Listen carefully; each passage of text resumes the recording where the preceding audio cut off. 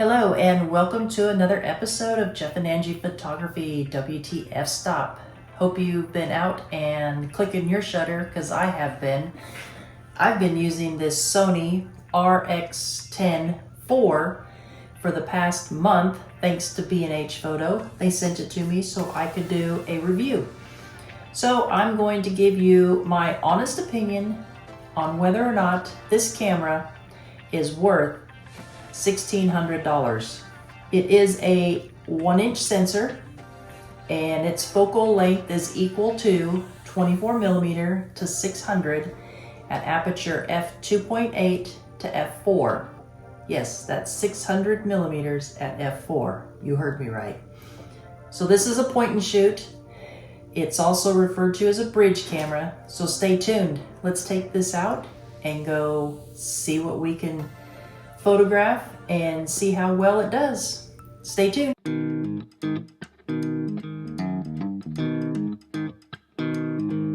Hello and welcome back. So today we are going to be reviewing the Sony RX10 IV. It does have the 1-inch sensor. It was announced in September of 2017 and was released in October of 17. And at the time of release, it was manufacturer's suggested retail was $16.98, and still to this day it still sells for $16.98. With it being a bridge camera, or a point and shoot as other people call it, it really has no competition as far as the camera goes. I've been shooting with it now for about a month, and it's actually not a bad camera considering that it's a point and shoot. But you'll see the images and I'll let you make your decision, but I think that the images turn out pretty good. Alright, so you ask yourself, what does 1-inch sensor mean? So basically, in the world of digital photography, you have the full frame sensor, the APS-C sensor, the 4/3 sensor, the 1-inch sensor, and then a 2/3 sensor. So we'll go over each of these. So first up, we have the full frame sensor, which is equal to 35mm film, and there is absolutely no crop on this. So if you have a 200mm lens on your camera, your lens will be 200mm. Next up, we've got the APS-C, and on Canon, that is a 1.6 crop, which makes your 200mm lens 320mm, and on your Sony and Nikon, it's a 1.5, so that makes it a 300mm lens. So Olympus and Panasonic fall in the 4/3 category, and they are a 2.0 crop, which makes your 200mm lens a 400mm lens. And these cameras are typically fairly small along with the lenses. Okay, so here we have the 1-inch sensor, which is what the RX10 Mark IV is. Sony and Nikon both make cameras with the 1-inch sensor on it. They're both 2.7 crop sensors. So that means that your 18mm lens is now a 24mm lens, and then at the far distance, the 220mm is now 600mm. Okay, so the 2/3 crop sensor is typically in your power shots and other compact cameras, and that's what crop factor is. So let's go ahead and jump on over to the pros and cons of this camera. Alright, so some of the pros that I really liked about this camera was the lens, the 24 to 600 at f2.4 to 4 zoom lens. It had great images and video quality. It's got a nice viewfinder and a touchscreen that tilts. It performed well in low ISO, and it has an advanced autofocus system that was borrowed from the Alpha A9, the first version. And it also captures 4K video, which is beautiful, you'll see later in this video, along with 20 megapixel still images, JPEG or RAW, at a 24 frames per second max. That's if all the conditions are perfect. The cons on this camera were that it was a little pricey compared to the rivals. Panasonic Lumix was probably the closest at $900, but you were limited to 480 millimeters at 4.5 f-stop, same 20 megapixels, and this camera also is the largest in the class, but it still weighs in at less than 3 pounds. So overall it's a nice compact camera. It's just a little bulky, but it feels really good in your hand because you have something to hold on to.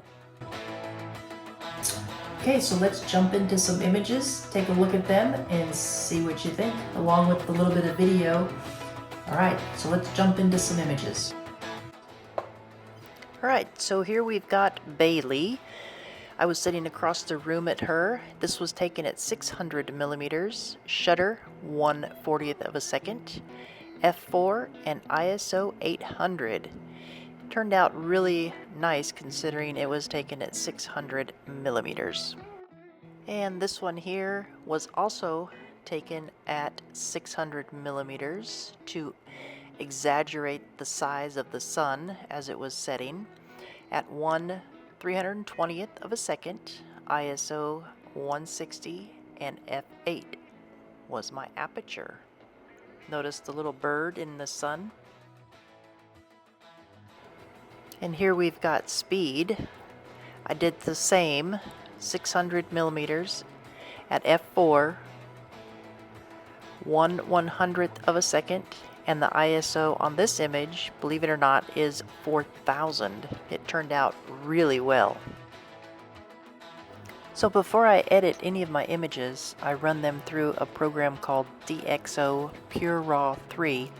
This here is Speedy's original image, and I'm going to take you through the steps on how to do the DXO Pure Raw right now.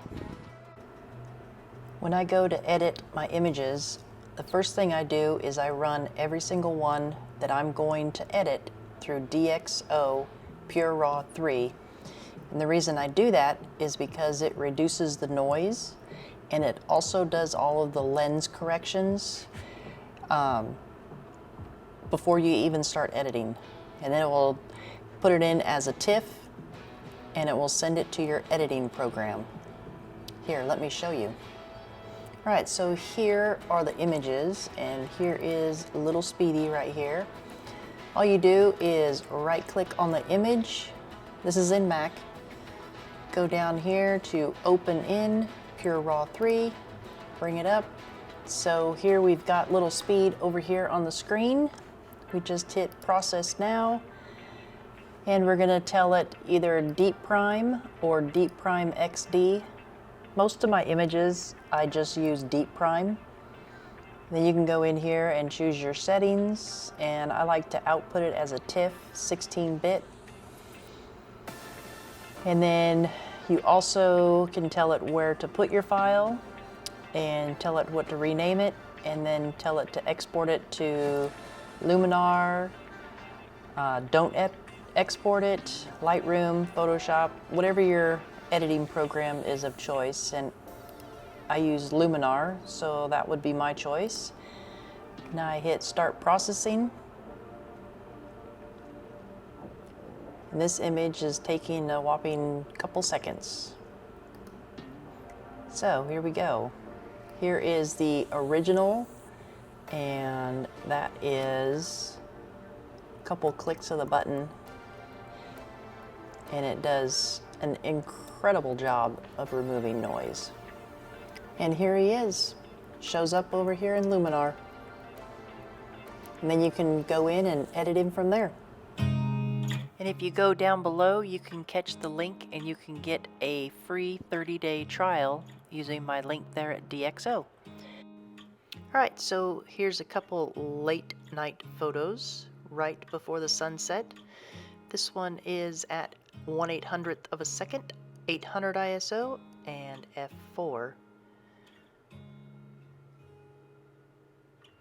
And this one here is of a kayaker after the sun had already gone down, 1/25th of a second, ISO 500 at f4.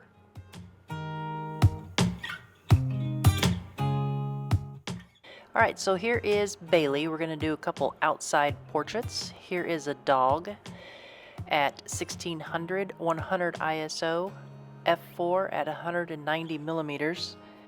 So this is a static dog just standing there looking at me portrait. So let's jump into the next one. And here is my grandson. Shutter speed 1/800th of a second, ISO 320, f4 at 240 millimeters. I wanted to get a nice close-up of his face. And here we have Bailey running straight at me. The camera did a very good job of catching her at 1/2000th of a second, 100 ISO, f3.5 at 85 millimeters. And here we have a little sanderling running along the beach. I loved the reflections that day. This was at 1/2000th, 200 ISO, f4 at 430 millimeters. This guy came in and landed on this post and hung out with us the entire time. This one I cropped at 50%. The shutter speed was 1/1000th of a second. ISO was 100, f4 at 600 millimeters. This blue heron looks quite tattered after the tropical storm that came through Corpus Christi.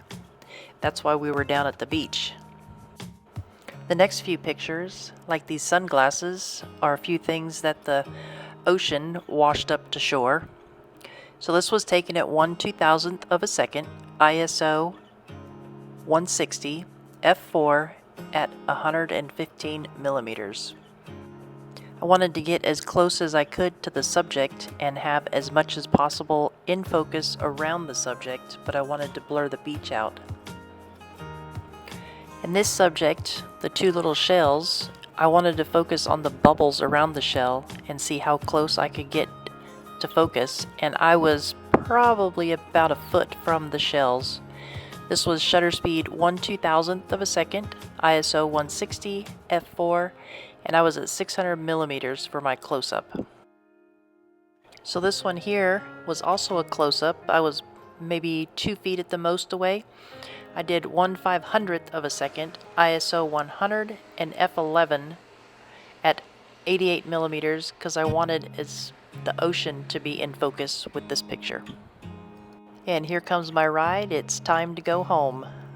These are my two friends, Lisa and Sheridan.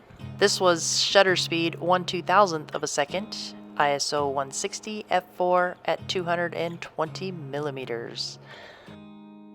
Alright, so the next few pictures here are of animals trying to get to focus going through bushes or trees. This was the little dove in my yard, shutter 1/500th of a second, 100 ISO, and it did a really good job of catching her through the tree. And same here, this little squirrel, it did a really good job of catching focus on him, 1/500th of a second, ISO 1000, f4 at 600 millimeters. I think the focus did a great job trying to find animals in the bushes and trees. And here is a young axis doe, 1/1600 of a second shutter speed, ISO 250, f4, and I think I was at 600 millimeters on this shot as well. It did a really good job catching her through the fence. And here I've got some backyard pictures again. This is a little squirrel that I feed pecans every day, shelled pecans. Shutter speed 1/500th of a second, ISO 400, f4, and that was at 600 millimeters as well. And here we have a dove hanging out at my pond. Shutter speed 1/250th of a second, ISO 200, and f4. And this too was at 600 millimeters.